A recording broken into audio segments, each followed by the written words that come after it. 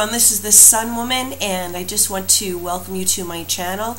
Happy new moon in Virgo, and not only is this new moon that's taking place on the 13th a time for new beginnings as the new moon astrologically, but it's also a solar eclipse. And just to explain what that means to us, I'm just going to use one of these seashells here to represent the Earth. And so during a solar eclipse, the moon is directly between the Earth and the Sun. Okay? And that in astrology is known as a conjunction between the Sun and the moon. Now during this time, this very brief time, the moon can kind of block out the Sun. And it temporarily turns off the lights, so to speak. So we have a finite focus as human beings, and it's natural for us to concentrate really on what's in front of us. At times, this can really limit our perspectives on the world and in our lives, and it can cause us to miss out on opportunities in our lives. So during these amazing solar eclipses, the eclipse might snatch away what's familiar to us temporarily, and that forces us to consider options we might never otherwise have explored in our lives. Although this kind of causes some temporary upheaval sometimes, eclipses are hard to be kind, so to speak, okay? So major growth can happen during these cosmic power outages. And this is really when we should leap into the new in our lives and generally improve, what's going on, even if we feel kind of forced by circumstances to do that. So this is a really big month, not just the solar eclipse that's taking place on the 13th of September, but the full moon at the end of the month. You can really think of it like an astrological purge that's going on for us, a true cleansing. And there are going to be truths that are going to be revealed. Old systems, old situations are going to fall by the wayside in our lives. I'm telling you, by October, we're going to be totally new, different people, and it's exciting, it's scary, but this is something that's going to be happening for the good in your life, for your spiritual good, and for to improve the quality of your life, which is really most important. It's going to be a time, if you're ready, to really set your intentions on what you want in your life, what you want to see, what you want to know, the truth that you want to find out, either from yourself, or the people that are around you. Denial can be very comfortable, but it's really not real. We've got to take a deep breath for this new moon and ask for the truth. And even though that might scare us, know that what comes out of it is going to move us to the next level on our paths here, okay? Now, look at what hasn't been working in your life. Make a declaration to yourself that you're not going to operate with old situations, old parameters anymore. For example, if you've been behaving a certain way in a romantic relationship and you've really outgrown that way of being, it's time to switch to something else. Be really honest with yourself. If you're not happy with what you're receiving in your life, what can you do what can you change to set up a new paradigm, a new structure? Remember, often what we're not currently receiving is the same thing that we're not giving generously in our lives, okay? Now this Virgo energy, it's all about cleaning up, tidying up, decluttering, becoming organized so that we can really take control of our lives. Remember, you can't make empowered decisions when you're living in a mess, either emotionally, psychologically, or even physically, in your own surroundings. So have a clean space in your mind, in your heart, in your life to act from, and that's going to be the ideal baseline to get the most out of these tremendous energies, okay? So again, this is the Sun Woman. I'm an empathic astrologer and tarot reader, and I'm going to go ahead and do a reading for each of the individual 12 signs, and these readings apply to you whether the sun is in the sign, whether it's your moon sign or your rising sign. Thank you so much. Hello Aquarius, the Sun Woman here, and this is your reading for the solar eclipse in Virgo, which is going to be affecting 8th house issues for you. So traditionally in astrology, the 8th house rules other people's resources, money received from others, anything that is given over to you from someone else, okay? So this is a very deep house in that it talks about deep connections, resources being received from someone else. This is the house of death and taxes. So death in the sense of regeneration. What happens in your 8th house is a tool for regeneration in your life that you can always reach to. It is also the house of beginnings on a of new beginnings on a spiritual, on a very deep level. The 8th house, as I said, rules monies that you receive from someone else, whether that is a partner, whether it is a loan or tax returns, you know, the money that you receive from a bank or from investors would fall under the 8th house. The 8th house is also the less mundane things that you would receive from someone else. It is the house of sex and of what you would share with someone else, a deep sharing, a deep connection. It's a very fateful house as well. So very powerful house for you to be having this this solar eclipse in, and we're going to go ahead and lay the cards down. And in reference to all of those matters that we just mentioned, we're going to find out what the message is for you from this eclipse for the next 30-day cycle. And again, that's between September 13th and October 13th. All right, shuffle the cards here. And we want to get the message for Aquarius for this new moon eclipse. Okay, Queen of Swords in the past, 10 of Wands reversed, the Emperor in the future, the World crowning, great card, the High Priestess in the external influences, hopes and fears is the 8 of Cups, and the King of Swords in the future. At the base of the deck, we have the Death card reversed, okay? And no concerns about the Death card because this is talking about inner changes that can be taking place right now. So it's right along aligned with this new moon eclipse. All right, so the Queen of Swords reversed in the past talks about a earth sign energy, and I feel like this is you, Aquarius. Whether you are a man or a woman, this is, you know, does not matter what the sex is, it is the energy. So we're talking also about Libra, Aquarius, or Gemini energy here. And for some reason, the Queen of Swords is upside down. So usually the Queen of Swords is very decisive. He or she is a person who is very rational thinker, very logical thinker, really rules with the head and the mind, the intellect.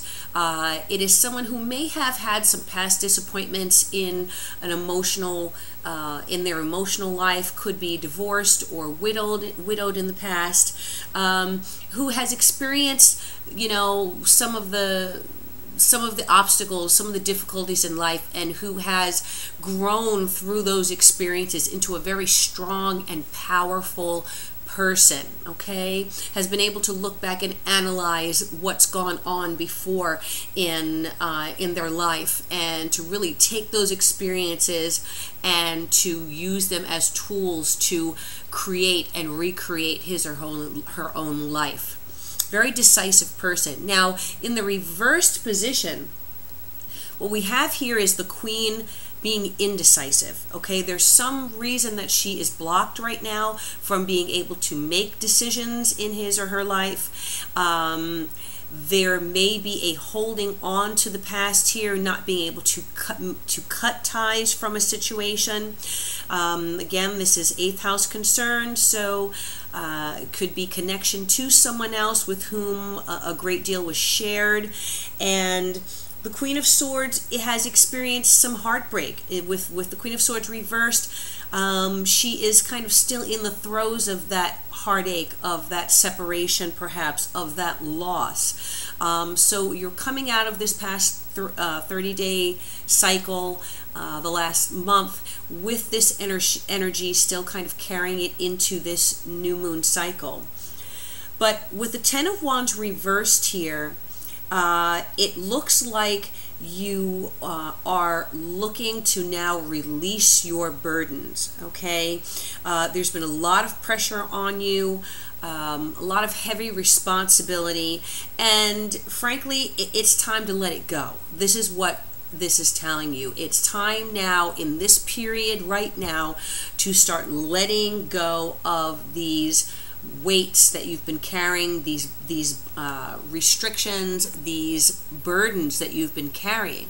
The Queen of Swords reversed, the 10 of Wands reversed, Queen of Swords still holding on to some pain, some hurt, some heartache.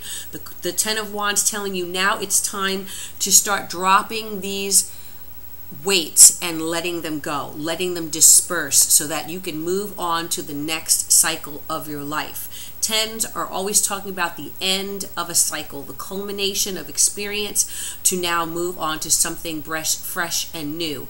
After the 10 is the Ace, okay? Talking about Wands, we're talking about changes.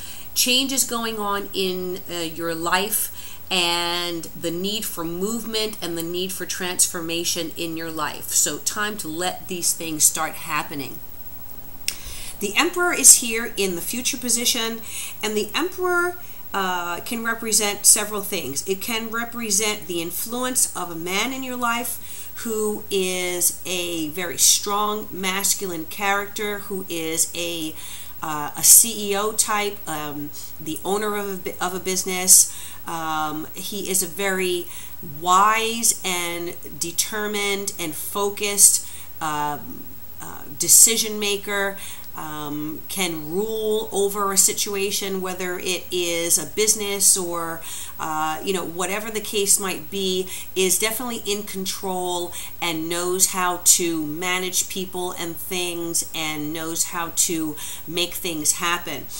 So this can represent a male figure in your life, a partner that's coming in the future. It can represent a father influence, a paternal influence. The Emperor is the father card as well. Or it can represent you displaying and exercising this type of action and these type of qualities in the future. So talking about really being the master of your destiny and having mastery over whatever realm you are involved in, whatever situation you're involved in. Next to the Wands card could very well be business situations, professional life. The Emperor is really a master of his or her craft as well, okay? So there's also the need to act fairly, to act with mercy, and to act with wisdom here in the future. So all of these things very important that's going to be coming up in this 30-day cycle for you. The World is crowning. So really, it's very interesting how at the top of the reading here we have 3 major arcana cards, which are talking about spiritual changes and karmic changes crowning your life at this time. We have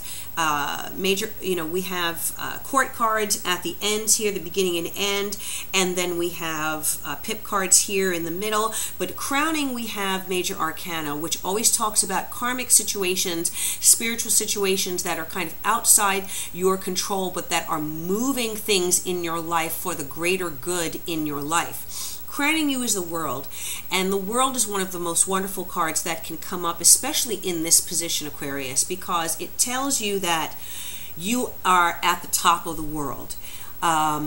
You have all of the experience, you have the connections, you have the skills, you have the power. This is a power card. This is a strong foundations card. This is the world in your hands. And so in the advice position here, it is telling you to take advantage of this potent time where you have the world being presented to you to an extent on a platter to make your choices of how you are going to now direct things going forward. You have experienced some difficulties. You are letting go of these burdens. You are going to be showing mastery in your life. And now you have the world here saying the world is your oyster. Very simply. People are going to be looking for you as an authority. People are going to be calling upon you for your presence in situations. It could be a very powerful situation as far as connections with others affecting your 8th house. So I'm not showing money cards here. However, this kind of goes beyond money. It is talking about moving to a new level in your life where not only is there money, but there is stability, there are foundations, there is security. You have all of the elements that you need, and you're standing in the ring there, in the center of your world. So this also talks about international connections, world connections. Something that you are involved in very well may reach very far beyond you, beyond your local community or where you are working or living, to an international audience. Okay, so if you've implemented some type of project, some type of creative thing, some type of professional endeavor, and you are looking for support from someone else or from other groups, or a partnership where there is the exchange of resources, you can pretty much guarantee that you're going to get that, and in a big way, beyond your wildest dreams or beyond your limited dreams that you might have. Dream big is what the world is telling you, because there really is no limit to what you can accomplish going into this new cycle here, okay? So the High Priestess is in your area that talks about the influence of others in your life. And this is kind of beyond your control. This is your external influences, your what is around you that you can call upon as a resource. Very strong card in this area, because what it says is that you have hidden support. Okay, you have support that you may not even realize. There is stuff going on in the behind stage, okay, in the background, in your favor, that you may not even be aware of right now. People who have something to offer to you, someone who has support for you, who has wisdom and a message for you, illumination, some kind of intuitive guidance for you is there. So if there's anyone in your life that you know that you can go to right now, who either you are aware of now or who will present themselves to you to be of counsel to you, take advantage of the messages being imparted to you, because something very important is going to be shared with you about your destiny. The veil that covers life and the future that we are not able to see is going to be temporarily pulled back for you, so that you can see clearly to the horizon that is waiting for you, is the message that I'm getting here. Okay, so this could be someone with psychic powers. This could be an intuitive person. This could be a maternal figure. This could be a very attuned and powerful woman in your life who has some assistance and some help for you and some wisdom to offer to you. My advice to you is to listen. Okay? Now, in your hopes and fears, we have the Eight of Cups. And the Eight of Cups here talks about the fear, I feel, of moving on. You may have been emotionally invested in a situation. It could be a connection. I'm backtracking for a moment here because it's interesting on this card, and I'm going to actually interpret this as I'm feeling it right now. In the drapery here, there are symbols of pomegranates, and often the pomegranate is a sexual symbol because it can, it can give the impression of a woman's, sexual body parts. And so I'm saying this because if there is a powerful sexual connection that you are encountering, don't be afraid to embrace this that is being offered to you. If you're a man, this could be a woman who is extremely attractive to you and who is very powerful, who has a very powerful attraction, who you are very powerfully attracted to, and this could also be her influence in your life, okay? If you are a woman, it could be, as I said, it could be a woman for you as well, but again, it could be, there is a powerful connection there, whether it is a sexual connection or a spiritual connection.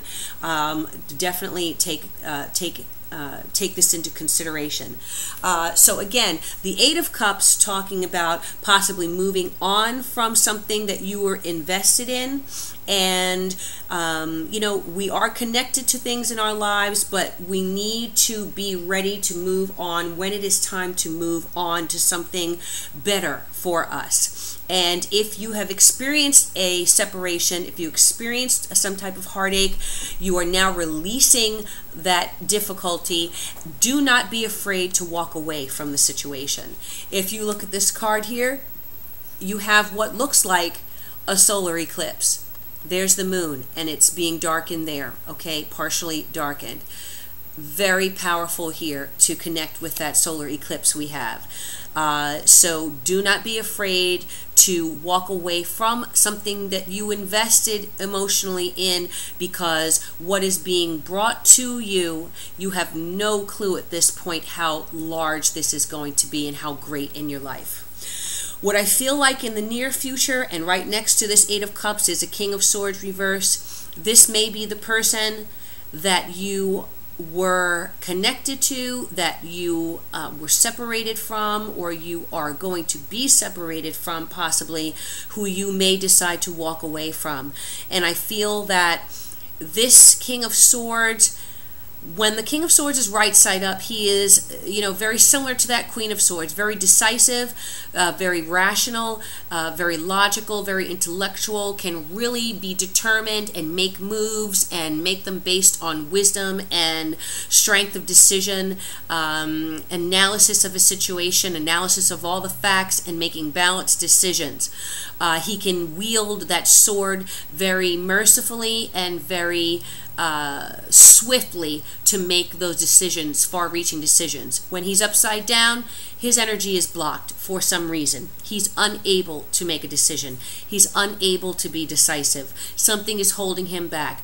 There is some type of pain or heartache related to this king, and he is afraid on some level to make the cut that he needs to make. He also may be afraid to cut ties with a situation. So there may be emotional connections that he has apart from you that he is unable to yet cut away from. Okay, so I'm seeing within the next 30-day cycle this energy still on this king. still unable to make a decision. And with the eclipses that are taking place now for you, you may need to make a move away from this king to either prompt him to make his decisions or to either move on yourself to something greater. Okay, understand that Mercury is going to be retrograde from the 17th to mid-October, so this is not a time for forward movement yet.